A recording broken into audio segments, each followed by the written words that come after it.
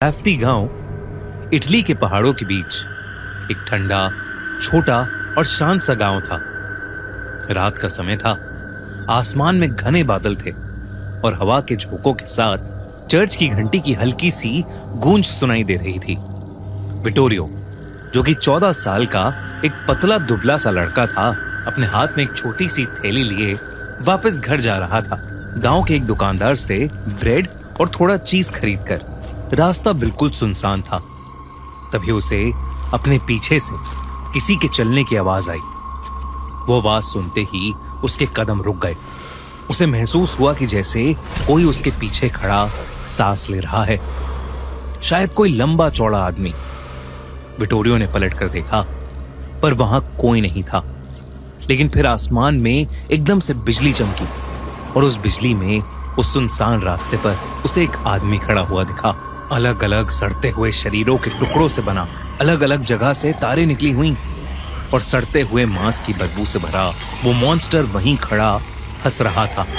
हाथ में एक जानवर का आधा सड़ चुका शरीर, जिसके पास से कॉपर के तार निकले हुए थे, अपने हाथ में लिए। ये देखकर विटोरियो का गला सूख गया। उसने कुछ नहीं सोचा, बस वहां से भाग गया। पर कुछ दूर जाते ही उसे महसूस हुआ कि जैसे वो मॉन्स्टर उसके पीछे भाग रहा है।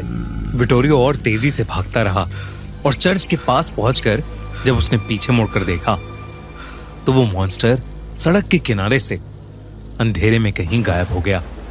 विटोरियो भागकर अपने चाचा एरन के घर पहुंचा, जहां वो कुछ दिनों से रह रहा था। दरअसल 2 महीने पहले उसके माँ बाप की डेथ हो गई थी। उनकी मौत को लोग एक्सीडेंट कहकर टाल देते थे, पर विटोरियो जानता था कि उन्हें उसी मॉन्स्टर ने मारा था।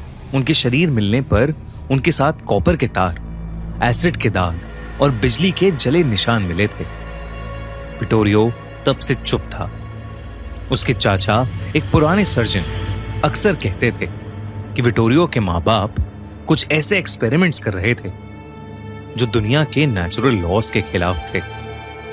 विटोरियो उस मॉन्स्टर से बहुत घबराया हुआ रहता था। एक रात विटोरियो अपने कमरे में सो रहा था जब अचानक उसे बहुत ठंड लगने लगी। उसके कमरे में एक तेज हवा का झोंका आया। जब विटोरियो ने देखा तो उसकी खिड़की खुली हुई थी। पर यह अजीब था, क्योंकि वो रोज रात में खिड़की बंद करके सोता था। वो जैसे ही खिड़की को बंद करने उठा, उसे एक लंबे चौड़े आदमी की परछाई दिखी। बाहर अचानक से तेज बारिश शुरू हो गई और बिजली कड़कने लगी। उस कड़कती बिजली में वो भयानक मॉन्स्टर उसे फिर से दिखा। इस बार उसके हाथ में विटोरियो के माँ बाप के कटे हुए सर थे। ये देखते ही विटोरियो की चीख निकल गई और वो भागकर अपने अंकल एरन के पास गया। लेकिन जब वो कमरे में आए तो उन्हें कुछ नहीं दिखा। उसके चाचा ने उसका सर छुआ तो उन्हें एहसास हुआ कि विटोरियो को बहुत तेज बुखार आ गया था। अंकल एरन ने उसे दवाई खिलाकर सुला दिया। पर अगली सुबह जब विटोरियो की आंख खुली तो उसने देखा कि उसके कमरे के बाहर छोटे छोटे जानवरों की लाश पड़ी है, जिनके अलग अलग हिस्से एक दूसरे से जुड़े हुए हैं और सबके शरीर में इलेक्ट्रिसिटी शॉक्स के दाग हैं। कॉपर के पतले तार उनके इर्द गिर्द पड़े हैं, जैसे कोई उन्हें जोड़कर कुछ बना रहा हो। विटोरियो ने ये चीज अपने अंकल को दिखाने की कोशिश की, लेकिन वो लोग जब साथ गए तो उन्हें फिर से कुछ नहीं दिखा।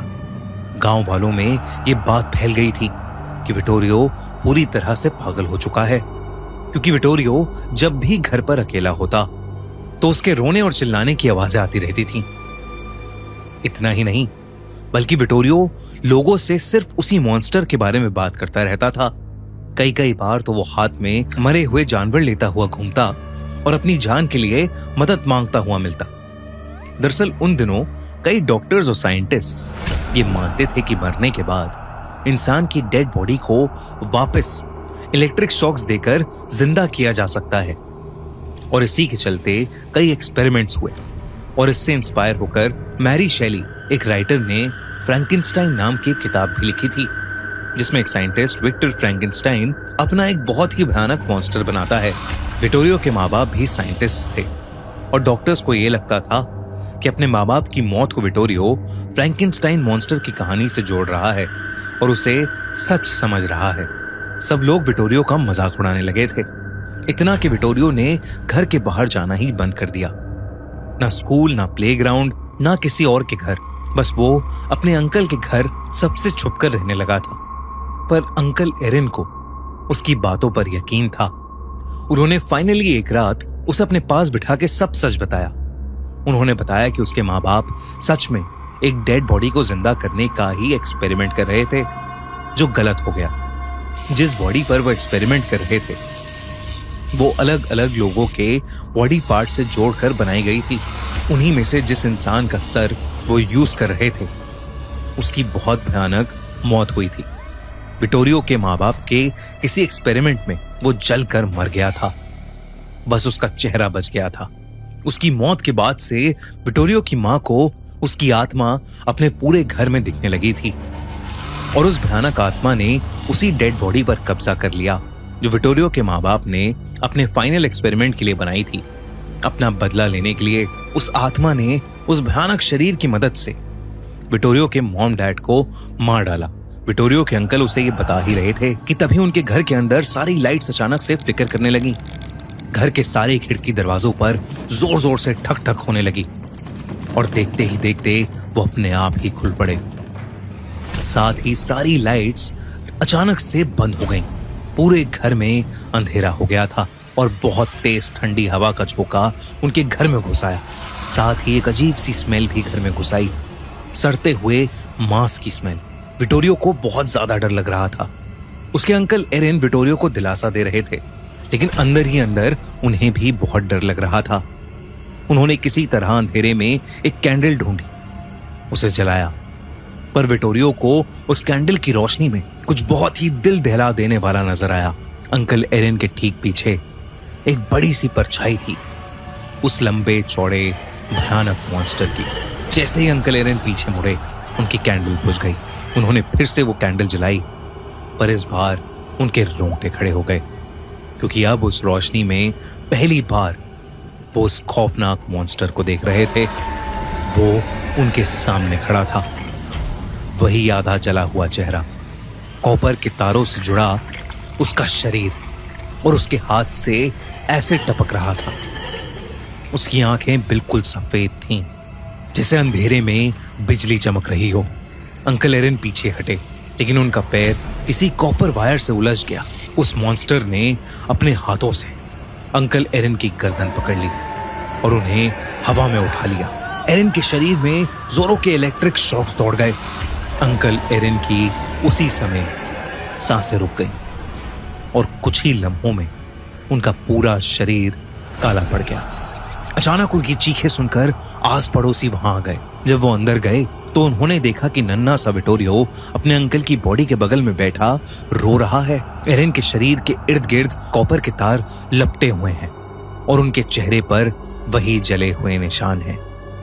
कुछ लोगों ने उन्हें हिलाने की कोशिश की, पर उनका शरीर ठंडा पड़ा था, आंखें खुली और खून जम चुका था।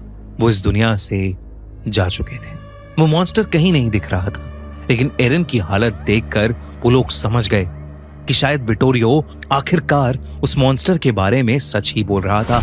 इस इंसिडेंट के बाद विटोरियो को राफ्ती विलेज से बहुत दूर फ्रांस के एक बोर्डिंग स्कूल में भेज दिया गया, पर उसके जाने के बाद भी मौतों का सिलसिला रुका नहीं। कभी कोई जानवर जला हुआ मिलता तो कभी कोई इंसान, और हर जगह कॉपर के तार। धीरे धीरे लोगों ने उस एरिया को छोड़ दिया, पर आज भी शायद वो मॉन्स्टर, शायद वो फ्रैंकेनस्टाइन उसी विलेज के, उसी गांव के आसपास भटक रहा है।